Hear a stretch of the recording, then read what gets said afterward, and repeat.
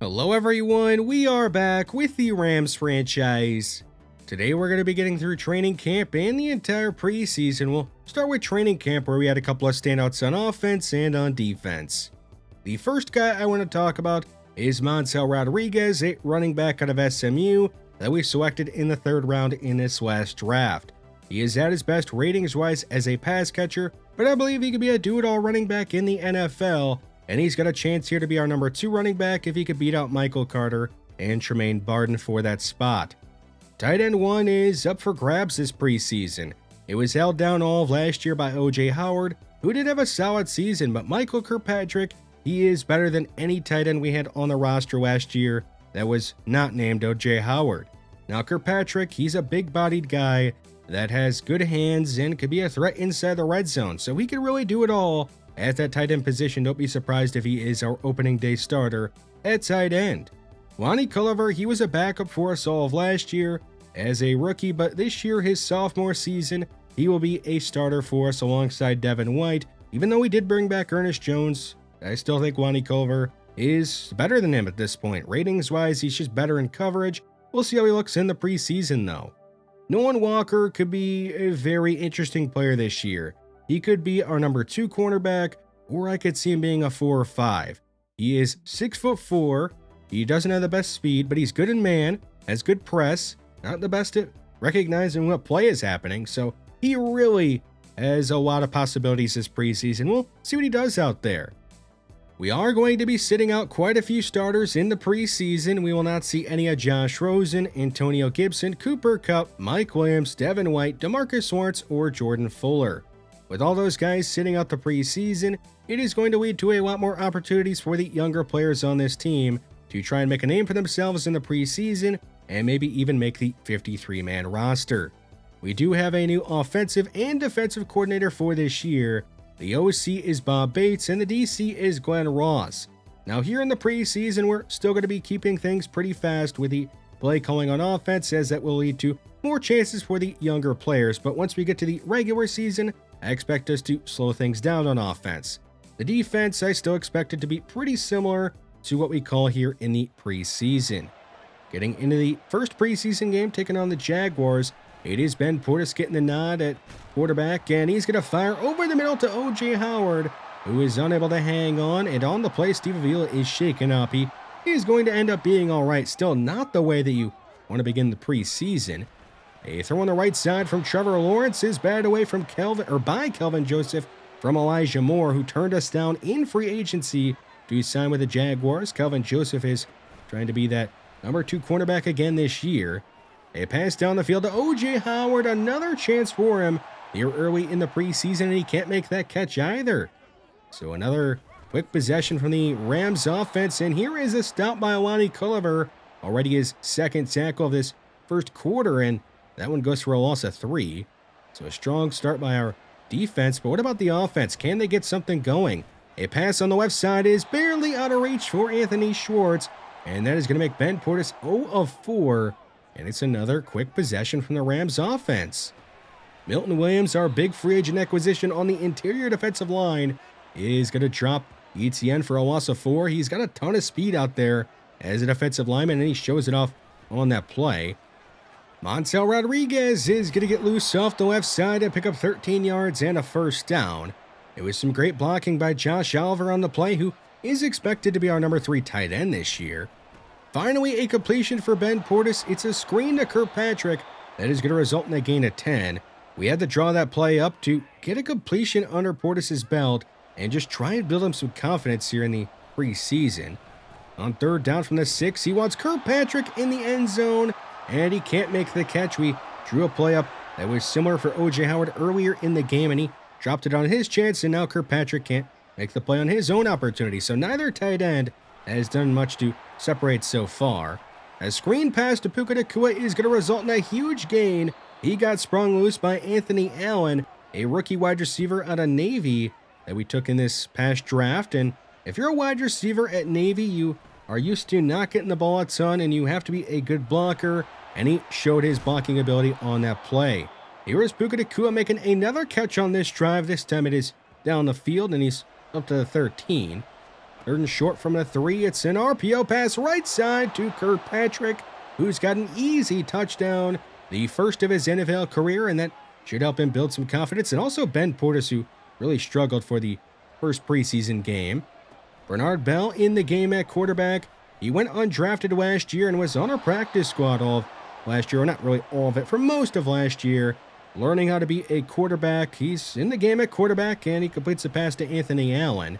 And here he is checking it down to Montel Rodriguez, and that'll result in a first down, going out of bounds at the 46 at Jacksonville. A quarterback that is able to know when to check the ball down is something you don't really expect from a younger quarterback, and he showed it there, and he's going to drop this one into Anthony Allen, a perfect throw, and Allen is going to be ruled out of bounds at the 1. So no touchdown for him, even though he does celebrate like he scored one. The first half winding down, and Bell is going to fire to Anthony Allen. The pass was a bit behind him, but he made a good adjustment to make the catch and score his first touchdown in the NFL. So Bernard Bell leading a quick touchdown drive to end the first half. He's going to dump a screen pass off to Barden, and the rookie running back is going to juke out a defender and stiff arm another and take it into Jacksonville territory, doing it all on that play, showcasing his hands, his athleticism, and even some power to stiff arm a defender. On third down, Bell is going to step up, avoiding the pass rush, and he's going to scramble using his legs, running over a linebacker to get a first down. That is something you love seeing from a backup quarterback. He lays his body on the line to get a first down. And now he's going to drop in a touchdown pass to Ben Gonzalez, who was also on the practice squad last year. So that means he should have some good chemistry with Bernard Bell, and they showed it on that play. A fake to Bigsby, their backup running back, as the backups are all in the game at this point. It's going to be a strip sack by Troy Mathis, an undrafted rookie linebacker out of Missouri. He went there on the blitz and made a big play. The offense wouldn't do much, so the defense is back out there. And unfortunately, this time around, they're going to give a touchdown. It was Jeremiah Dobson in coverage. The rookie cornerback out of Buffalo is going to allow a touchdown. The ensuing kickoff is going to be returned by Barden. He's going to find a lane, and he's got a path all the way to the end zone. An easy kick return touchdown. He didn't even get touched. Some great blocking on that one. You like seeing that from the backups that are just trying to make the team or make the practice squad. They help out Barden get a touchdown, and they're going to help him get another touchdown here. This time just a 1-yard touchdown run. Not something to really expect a ton of from the undersized running back, is those short yardage tough runs, but he does a good job there. Here is Nolan Walker breaking a pass up on 4th and 10 to end that Jacksonville drive, and he used all of his 6'4" frame to make the play. Here is Barden getting a carry on the left side. He squeezes through a small gap, gets a burst, burning multiple Jaguars defenders for another touchdown. His third touchdown of the first preseason game, and he really put on a show in this one, and that's going to be enough of the first preseason game. We'll go ahead and jump into preseason game number 2. Taking on the Bengals, Avonte Maddox, who is competing for that nickel cornerback spot, is going to break a pass up and end the Bengals opening drive. Montel Rodriguez, he wants to show he can be a kick returner as well, and he's going to head to the outside, finding the sideline, and nobody's going to catch him either. So a kick return touchdown in our first preseason game, and now in our second from two rookie running backs, two different rookie running backs. That is a great sign for our special teams this year. A pass over the middle is intercepted by Avonte Maddox, who broke a pass up earlier. This time around, though, he makes the catch and forces a turnover, gets a takeaway. That is something he has done a few times over his last couple of seasons with the Eagles. The Rams already inside the red zone, and Michael Carter, who is trying to make this team as that number 2 running back, is going to make a catch in the end zone using his hands. We know he's a good pass catcher, and he does a good job there, scoring a touchdown. Getting late in the first half, Ben Portis is going to head to his right and get a good block from Montel Rodriguez and scamper out of bounds up at the 40. Ben Portis, we know he's a good runner. He had a good year last year, at times made some big plays for us using his legs. He'll use his arm here and connect with Anthony Allen. A solid-looking throw and a good catch on the sideline is going to result in a first down across midfield for the Rams. Portis going up top for Puka Nacua in the end zone, and he misses him. He had him open behind the Bengals defense, and he missed him in the end zone. Those are the type of throws you would like to see Portis make, now in his second season in the NFL. A read option keeper for Bernard Bell. He'll get a block from Josh Jones, and that is going to spring him loose. He is in the Bengals territory, eventually getting caught. A 55-yard run by the big quarterback out of Florida. And he not only can run over a few defenders, he can run right by them. This time around, though, he's not going to get by anybody. He's going to be dropped in the backfield on a 4th down. It'll be a turnover on down. Some not great blocking on that read option by Josh Oliver. Here is Tim Stewart stuffing. That is Ramondre Stevenson, the backup running back for the Bengals, to bring up 3rd and 10. And on 3rd and 10, P.J. Walker is going to be sacked by Benji Shepard. Another rookie on this Rams roster, the first sack of his NFL career. He wants to make the team as that last edge rusher, and that'll certainly help him. Montel Rodriguez is going to find a lane and pick up a 1st down, getting it inside the Bengals 30-yard line. 3rd and 10, the 3rd quarter winding down. Bell is going to scramble up the middle. He is inside the 5, and the ball is going to come out, and the Bengals are going to recover. It was just too much there for Bell. He should have slid. Instead, he is going to cough the ball up, and we are going to go on to lose this one 32-17. Really just nothing would go our way the rest of the way of this second preseason game. For the 3rd and final preseason game, we are taking on the Denver Broncos, hoping to see a few more big plays from our team, and we have one here. It'll be Ben Portis scrambling and diving ahead for a gain of 18 yards, going down just shy of midfield. On 1st and 10, the Broncos are going to send a blitz. It's picked up pretty well, allowing Portis to go down the field to a wide open man in Vernon Hitchens, who is going to burn the Broncos starting defense for a long touchdown. You'll love to see that here in the 3rd and final preseason game. You don't love to see this, though. Cortland Sutton wide open. He burns Tre'Vius Hodges-Tomlinson and stiff arms Jason Taylor II and Addison Caver, absolutely destroying our starting secondary. Well, minus Tre'Vius Hodges-Tomlinson, who is competing for a backup cornerback spot. And here is another one of our young cornerbacks competing for a spot in Nolan Walker. He is going to give up a touchdown to Jerry Jeudy. Not an easy matchup for Nolan Walker, who is a big 6'4" corner trying to cover a wide receiver that is more shifty like Jeudy. You don't really like that matchup, and it goes in the Broncos' favor. A nice catch by Vernon Hitchens is going to result in a good gain, and the Rams are now near midfield across it, and a pass to Michael Kirkpatrick is out of reach from Ben Portis on 3rd down. He was wide open, and Portis just missed him. 3rd and 10, the defense trying to get off the field. And they're going to, thanks to Kobe Turner getting his sack, hoping for a big season for him. He should see a lot more one-on-one pass rushing opportunities now that we have Milton Williams and, of course, Bobby Brown III. We have good depth there. Here is Portis missing another wide open man, this time in O.J. Howard. Immediately after that miss from Portis, the Rams are going to put Bernard Bell in the game at quarterback, and with the pocket collapsing around him, he's going to deliver a strike on 3rd down to O.J. Howard. That is going to result in a gain of 19 yards and a 1st down. They do leave Bell in the game at quarterback. He's under pressure going left side into traffic to Anthony Allen. He throws a dart, and another huge gain for this Rams offense as Steve Avila is shaken up, but he's going to re-enter the game right away. 2nd and goal from the 4. And Bell's got a wide open lane, and there is nobody there to stop him. He'll scramble into the end zone. A great job by him to come off the bench cold and get a touchdown drive late in the first half. We do end up putting Portis back in the game at quarterback, and we're going to build his confidence by giving him an easy completion to Anthony Allen, as Allen is going to take it across midfield using his elite speed. 3rd and 1 from the 8-yard line of Denver. Portis has nobody open, and he's going to be hit as he let it go. And he's lucky it's just going to be an incomplete pass, as the Rams are going to settle for a field goal there.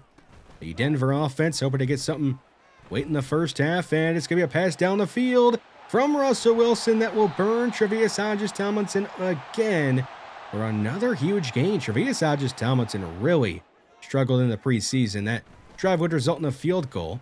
Now in the 3rd quarter, Lonnie Culliver still out there and making plays, stuffing Javonte Williams to end the Denver drive.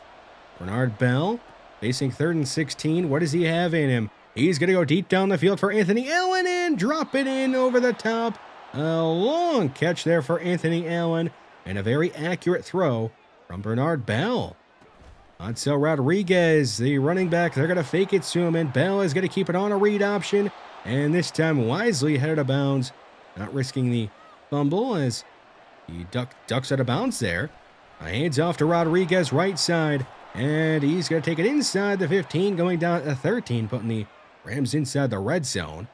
They go under center on 1st and 10, hands it off to Barden, who is inside the 10 and fighting his way inside the 5 and across the goal line for a score. He has really had himself a great preseason, his 4th touchdown of the preseason, 3rd rushing, and he has definitely earned himself a roster spot, but how high can he climb on that depth chart? Getting late in the 4th quarter, Ben Gonzalez making a catch down the field as Bell hits him and is going to wind it down to the 2-minute warning. It'll be a handoff to Jose Pitts, who was on our practice squad as well last year. He's going to do a great job to stay in bounds and go down at the 10. And that is going to be all she wrote here in the preseason as the Rams are able to close this one out. Here are some stats from the preseason. I thought Bernard Bell played pretty well at times. Not enough to be the backup quarterback yet. That will still be Ben Portis, but Bernard Bell has made the roster as the number 3 quarterback. At tight end, Michael Kirkpatrick outplayed O.J. Howard, but not by enough to be the undisputed starting tight end to begin the regular season, so we will see a split there to begin the year between O.J. Howard and Michael Kirkpatrick. The running back room is a very interesting place right now. Ansel Rodriguez, Tremaine Barden, they both had good preseasons, and we still have Michael Carter and Antonio Gibson, so we are kind of in an awkward spot there. The defensive side of the ball didn't really do too much this preseason, unfortunately. The only thing I want to point out is that Nolan Walker is going to be a backup for us to begin the year. He just didn't do enough in coverage to justify starting over some of the other guys we have on the roster.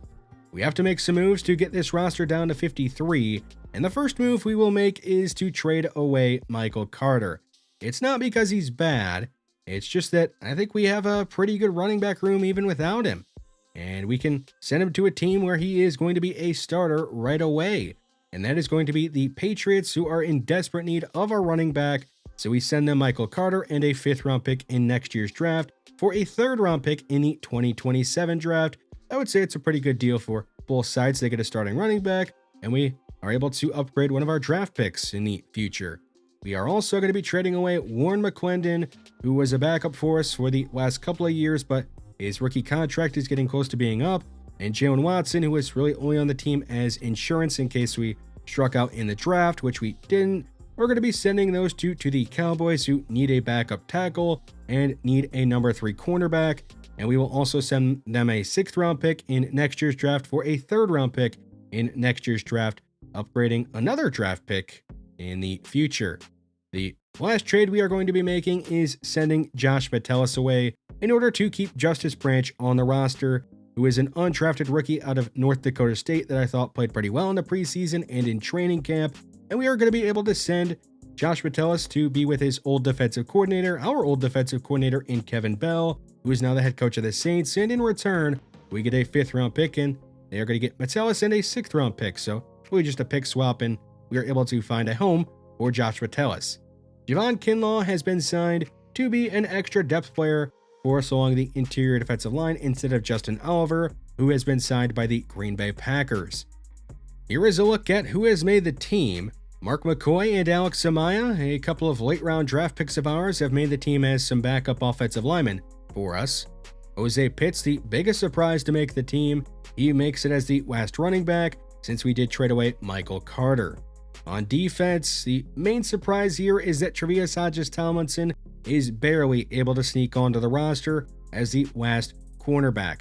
He had a bad preseason. He wasn't that good last year, so he's really just making it because he had a good rookie season and he could be a decent backup nickel cornerback. But he really is going to have to show some things here if he ends up playing this season.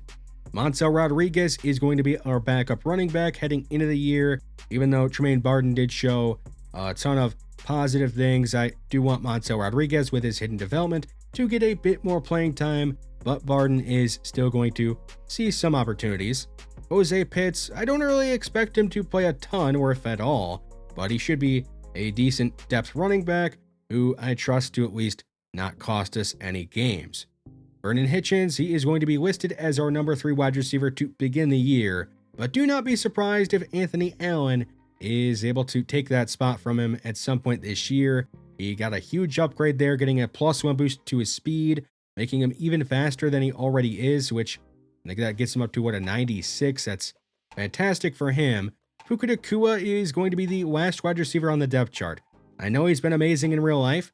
For us in this franchise, he just hasn't done a ton besides catch that one Hail Mary during his rookie season to win us a game, and that was just a fluky Hail Mary. So he's just barely on the roster, but I guess it's better than not being on the roster at all. Emmett Spearman, he should be an interesting player to try and utilize this year.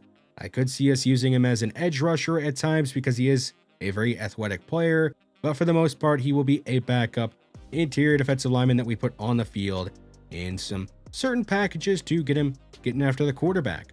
Lonnie Culver had a strong preseason, no doubts about him being the number 2 middle linebacker. Tim Stewart, he is the last middle linebacker on the roster. He didn't have a strong preseason. He had a couple of decent tackles, but wasn't that good in coverage.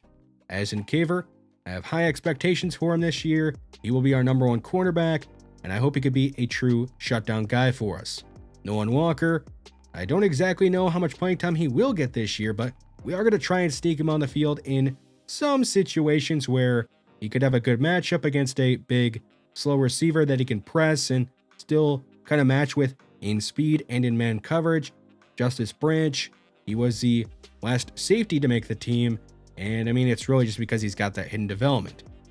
Here is a look at our schedule for the upcoming season. It should be a more difficult schedule than the schedule we had last year, where we only played 3 games against teams that finished above 500, whereas our schedule this year has us playing over half of our games against teams that made the playoffs last season, including the defending champion Colts on a primetime game late in the season, and the defending NFC champion 49ers, the last game of the year. Our expectations for this upcoming season have to be high. We have to make the postseason again, and this time around we need to make some noise in the playoffs. We cannot afford to be another one and done this year. Obviously, that starts with getting a good season under our belt and getting the season started off the right way. Let me hear your thoughts down below on the preseason and the upcoming season. What are your expectations for this year? Thanks for watching this one, and I'll see you in the next one.